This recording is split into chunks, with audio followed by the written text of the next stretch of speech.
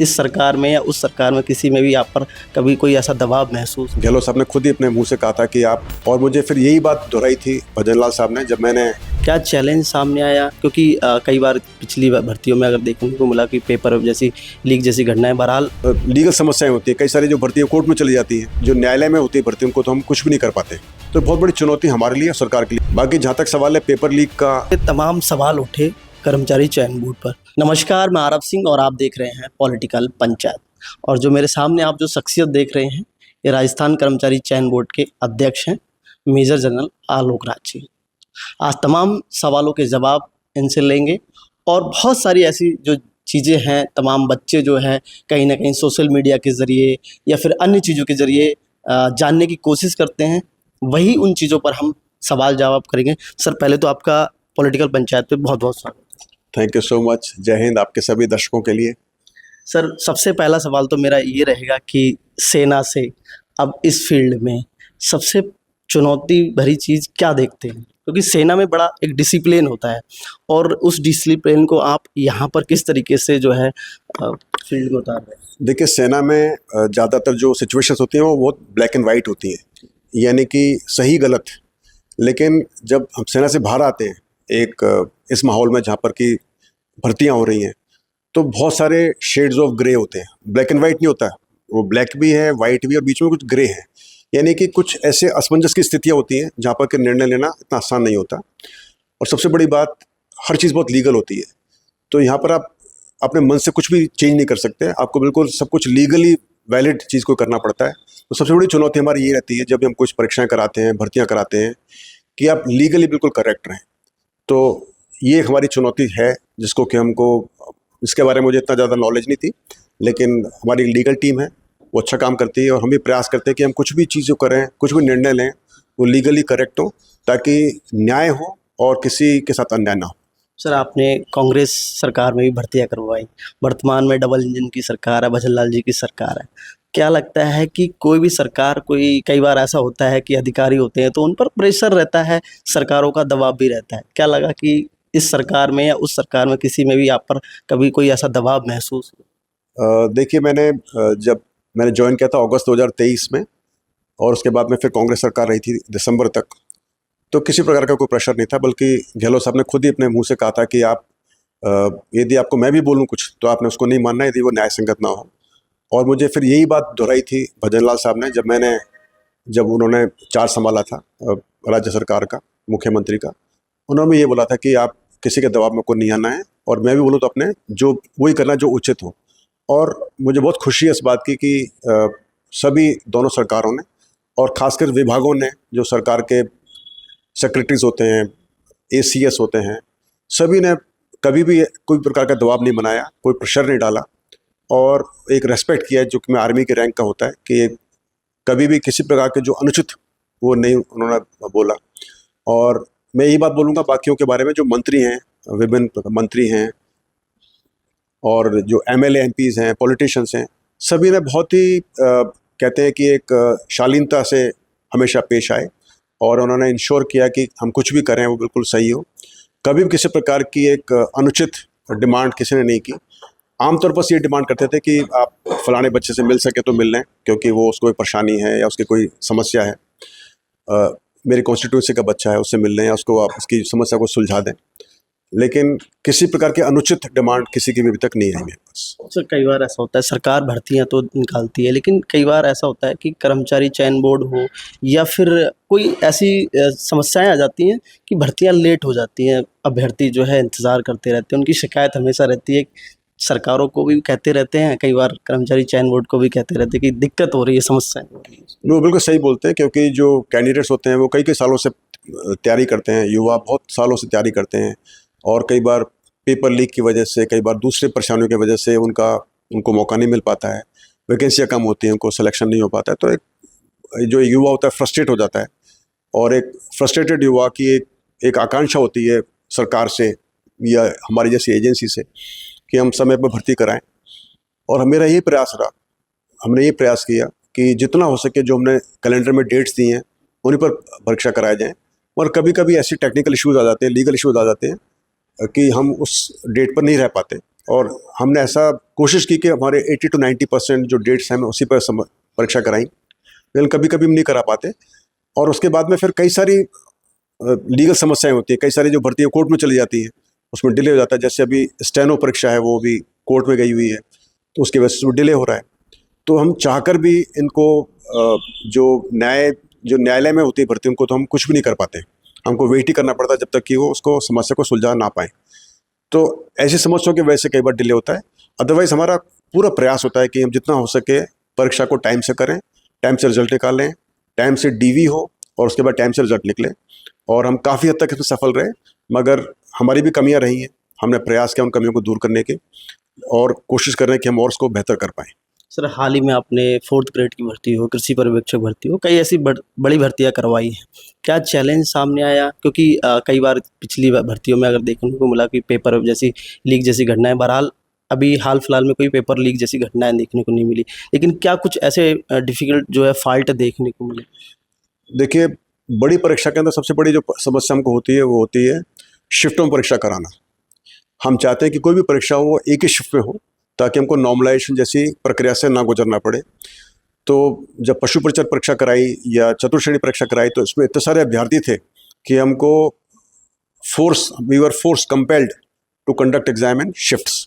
तो हमने फिर ये पशु परिचर परीक्षा और चतुर्श्रेणी परीक्षा को हमने भर्तियों शिफ्टों में कराया। और अब जैसे हम परीक्षा करा रहे हैं क्लर्क्स की, LDC परीक्षा जो करा रहे हैं 5 जुलाई को जो परीक्षा है, उसमें लगभग 5,92,000 बच्चे परीक्षा देना चाह रहे हैं और हमारे पास इतनी सारी कैपेसिटी नहीं होती है। तो अभी हमको परीक्षा केंद्र ढूंढने में बहुत परेशानी हो रही है। अभी 9-10 मई को परीक्षा है लैब असिस्टेंट की, जिसके अंदर लैब असिस्टेंट परीक्षा के अंदर साइंस में 5,40,000 के आसपास बच्चे परीक्षा देना चाहते हैं। 2 शिफ्टों में परीक्षा होगी। तो ये बहुत बड़ी एक हमारी चुनौती बनी हुई है कि कैसे हम सेंटर्स को हासिल करें। सेंटर्स अच्छे होने चाहिए या फर्जीवाड़ा ना हो सके। तो बहुत बड़ी चुनौती हमारे लिए, सरकार के लिए होती है। बाकी जहाँ तक सवाल है पेपर लीक का, डमी का, वो सारे हमने काफ़ी हद तक सुलझा लिए। उसमें SOG का बहुत ही बड़ा अच्छा रोल रहा, सभी जिला प्रशासन का बहुत अच्छा रोल रहा, और सारी हमारी जो टीम है RSSB की उसमें जुटी हुई है। तो ये पेपर लीक, डमी वाली समस्या, फर्जी PS सर्टिफिकेट, काफ़ी हद तक ये सॉल्व हो गए, क्योंकि हर चीज़ की दोबारा जांच होती है और हम प्रयास करते हैं कि कोई भी फर्जी बच्चा आगे ना पाए और हक ना मार सके सही हकदार का। हाल ही में अभी ओमारो सीट बड़ा घोटाला देखने को मिला। 2018 की भर्तियां थी, 2-3 भर्तियां थी, जिसको लेकर के तमाम सवाल उठे कर्मचारी चयन बोर्ड पर। कई ऐसे अधिकारी वगैरह, साथ में कर्मचारी जो हैं, उनका भी नाम का जिक्र आया।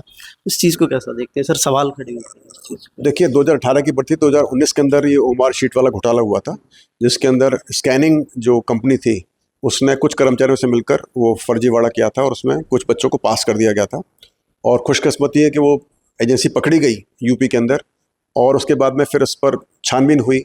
लेकिन छानबीन आगे क्यों नहीं बढ़ी इसके बारे में नहीं बोल पाऊंगा मैं, क्योंकि छानबीन आगे नहीं बढ़ी, इसका क्या कारण रहा मुझे नहीं मालूम होगा, SOG बेहतर बता सकेगी।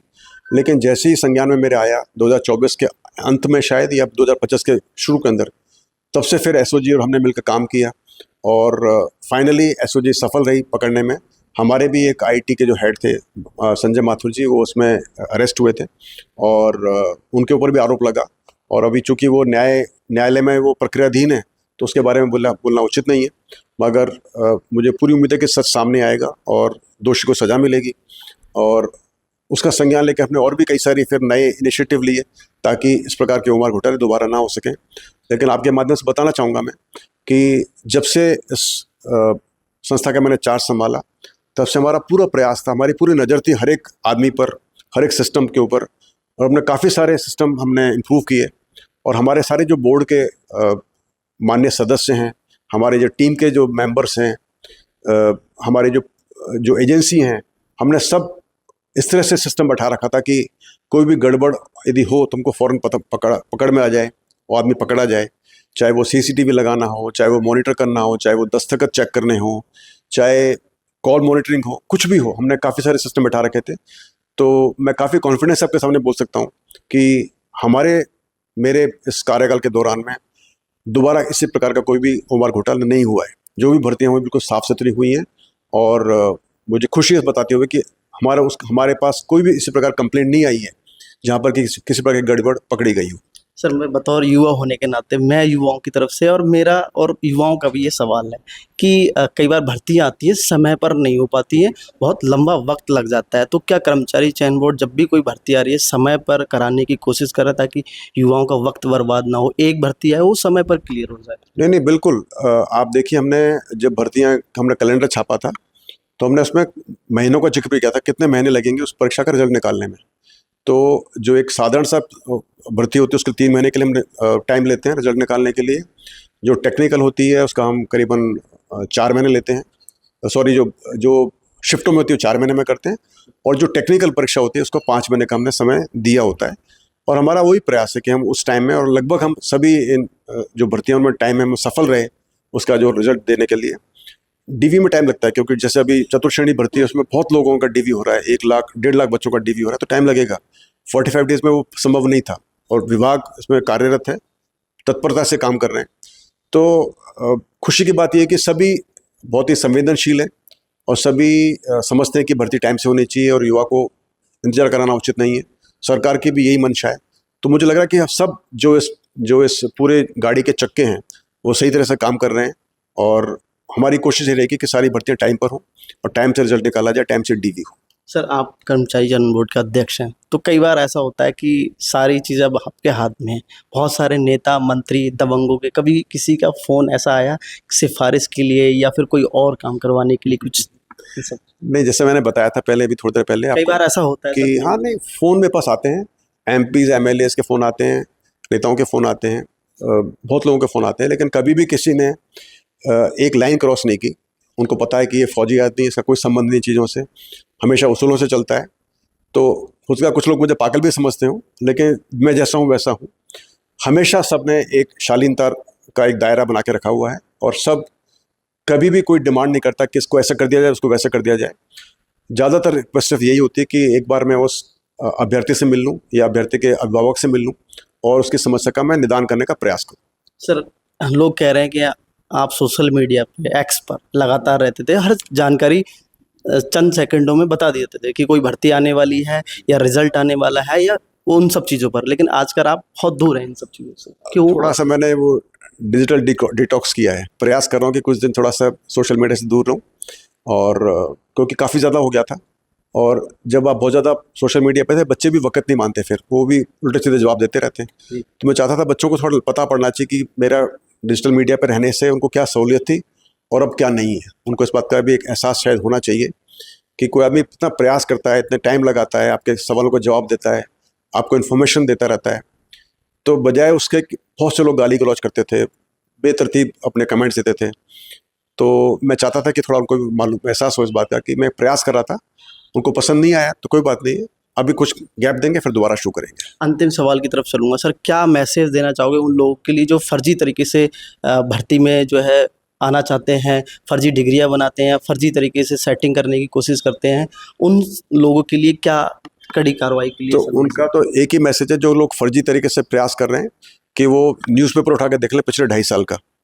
पिछले 2.5 साल के अंदर इतने सारे लोग अरेस्ट कर लिए हैं एसओजी ने और बाकी पुलिस ने, और जगह जगह पर हमने बहुत सारे लोगों को निकाल दिया नौकरी से, विभागों ने निकाल दिया नौकरी से। 2 यूनिवर्सिटियाँ बंद हो गई हैं, ओपीजेएस यूनिवर्सिटी चूरू बंद हो गई है, जेएस यूनिवर्सिटी शिकोवत बंद हो गई है, बाकी कई यूनिवर्सिटी के खिलाफ कार्रवाई चल रही है। तो बहुत सारी भर्तियों के अंदर तलवार लटकी हुई है नंगी सर के ऊपर बहुत से बच्चों के। तो ऐसे जीने से क्या फ़ायदा कि जब आपके सर पर तलवार लटकी हो, आप सिलेक्शन हो जाए, फिर भी आपको पता नहीं कि कब निकाल देंगे।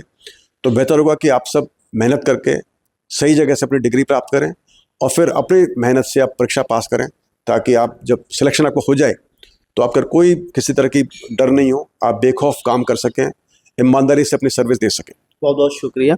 तो देखिए ये थे हमारे साथ में राजस्थान कर्मचारी चयन बोर्ड के अध्यक्ष मेजर जनरल आलोक जी, जिनसे तमाम सवालों पर हमने जवाब लिया और मुखर होकर उन्होंने जवाब दिया। सहयोगी कैमरामैन राजेंद्र शर्मा के साथ मैं आरव सिंह, पॉलिटिकल पंचायत जयपुर।